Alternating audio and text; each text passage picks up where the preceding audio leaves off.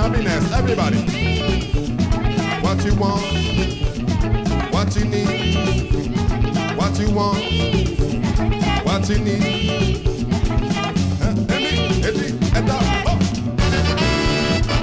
Oh, my cosa. Chinga, chinga, ba ba ba, chinga, a chinga, a chinga, magalaga, a chinga, oh. Chinga, ba ba ba, chinga.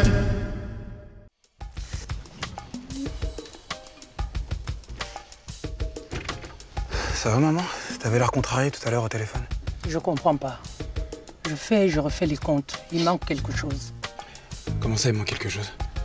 Il manque de l'argent dans la caisse. Tu t'es pas trompé? Il manque combien? Presque 300 €. 300 € sur la semaine? Non, juste aujourd'hui. Oh! Et c'est pas la première fois. Quoi? Eh ben oui. Au début, c'était 20 € par-ci, par-là. Je me disais que c'était des erreurs en rendant la monnaie. Et je disais à Amadou de faire attention. Mais là, je commence à trouver ça bizarre. Je crois quand même pas que c'est Amadou qui a volé dans la caisse. Qui d'autre? Le petit là, non, c'est pas possible. Il doit y avoir une autre explication, c'est pas le genre d'Amadou, ça. T'en as parlé à papa? Mais lui aussi, il dit comme toi. C'est pas le petit, il faut le laisser tranquille. En attendant, les trous augmentent. Et puis en ce moment, on peut pas lui parler. Il prend tout de travers. Tu veux que je parle à Amadou? Parler à Amadou? Ça change quoi? Hein? Moi, je veux le renvoyer un point, c'est tout. De toute manière, on ne verra jamais l'argent. Mais maman, on peut pas renvoyer une personne sans preuve? Mais quelle preuve, hein? Quelle preuve? Si l'argent disparaît, c'est forcément Amadou. Hein? Ton père et moi, on ne se vole pas nous-mêmes, non? Ce petit-là, quand je pense à tout ce qu'on a fait pour lui, j'ai cru vraiment qu'on allait le sauver de la rue. Un arbre est mal planté. On ne peut jamais le redresser. Ça, je te dis, on ne peut jamais le redresser. Amadou! Amadou! Amadou!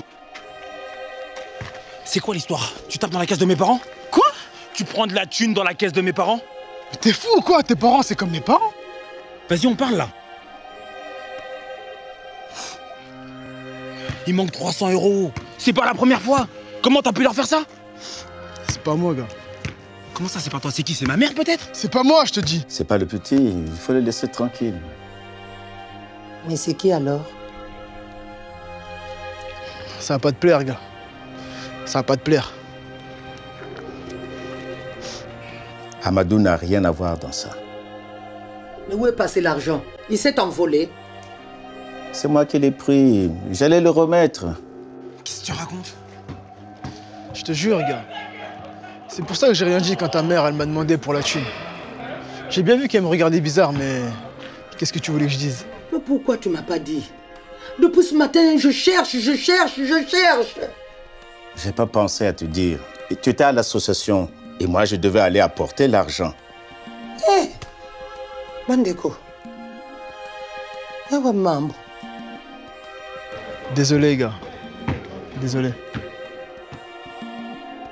Hassana, on peut se voir là? Je suis au cabinet là, il y a un truc?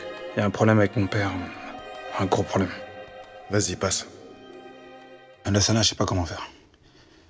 Tu te rends compte, putain, mon père joue l'argent du commerce? Lui qui est si carré.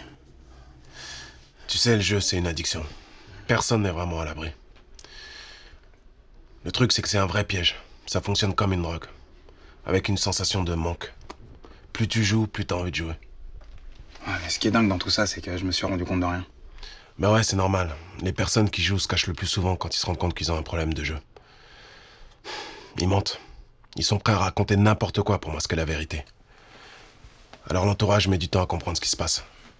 T'as rien à te reprocher, mon vieux. Je pensais pas que mon père pouvait tomber dans ça. C'est vrai que ces derniers temps, il avait l'air vraiment stressé, mais j'ai mis ça sur le compte de la fatigue. En fait, l'addiction au jeu rend irritable ou dépressif. Il faut aider ton père. Faut qu'il aille voir un spécialiste. D'ailleurs, je connais une structure très bien pour ça. Tu pourras les appeler de ma part. Okay.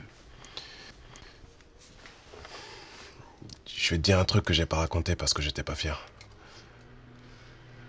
Mon frère aussi jouait. Bakary? Ouais. Beaucoup. Des grosses sommes. Il a souffert. Mais nous aussi, on a souffert. Tu vois, t'es pas le seul. Mais la bonne nouvelle, c'est qu'il s'en est sorti aujourd'hui. Ouais, en tout cas, c'est chaud. Comment je vais dire ça à ma mère, moi? Tu vas trouver les mots. T'inquiète pas. T'appelles de ma part. Bon, ok. Ok. Merci, Las.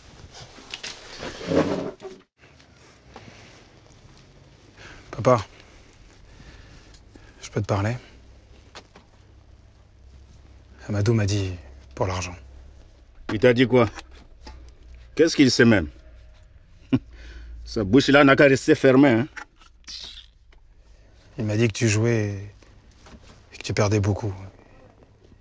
Il voulait rien dire, c'est moi qui l'ai forcé à parler.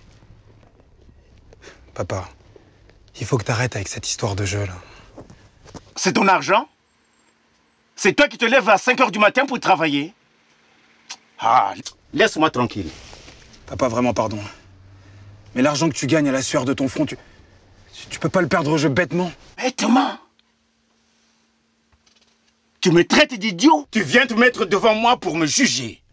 Gilles, je suis ton père. Parle-moi autrement. D'accord?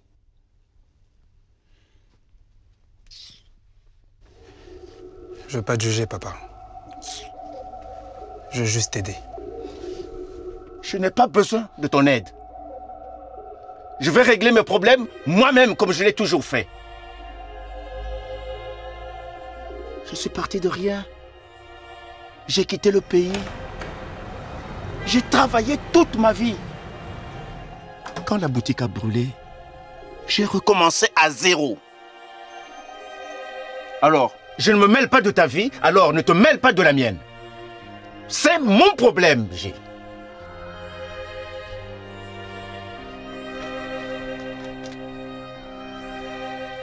C'est pas seulement ton problème. C'est aussi le mien, non? De quoi tu parles? Je parle de l'homme que j'ai épousé et que j'ai fait serment d'épauler toute ma vie. Je parle du père de mon fils. Je parle de celui qui avait juré de construire une maison pour mes parents et qui a tenu parole. Ça va aller, ça va aller. Ce n'est rien de grave. Je suis passée à la banque. Parce que ton histoire là, que tu prêtais de l'argent à ton cousin, j'ai trouvé ça bizarre. Les comptes sont vides. C'est la première fois que tu me mens. Je n'ai pas menti. Je voulais juste te protéger. Tu n'as pas dit la vérité. Il faut réagir. Laisse de côté ton orgueil et accepte qu'on puisse t'aider.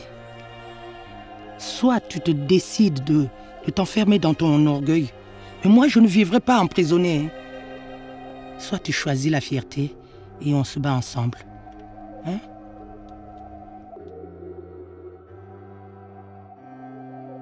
Au début, c'était des petites sommes. Je ne sais même pas comment ça a commencé. Après, j'y pensais tout le temps. Le jour, la nuit, il fallait que je joue. C'était comme une drogue. Et puis j'ai commencé à perdre pas mal d'argent. Je voulais me refaire. J'ai joué pour récupérer l'argent que j'avais perdu. Comme je connais le foot, j'ai pensé que là, je pouvais gagner. Mais non. J'ai perdu encore plus.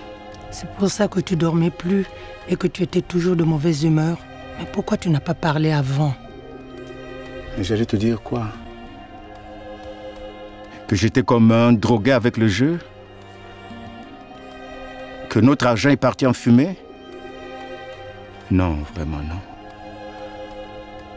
J'ai attiré les problèmes sur cette famille. Je vous demande pardon. Pardon. Tu l'as dit, papa. On est une famille. On va s'en sortir.